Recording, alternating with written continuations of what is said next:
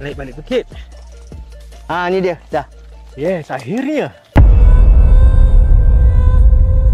Itu dia, dengan pencarian Acik, kita telah pun menemui sebuah bunker, guys.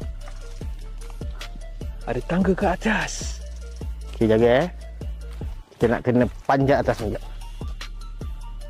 Ini sebenarnya is spotter post. Pasal dia punya lubang ni kita masuk dalam dia ngadap laut. Dulu Jepun diingatkan masuk daripada laut.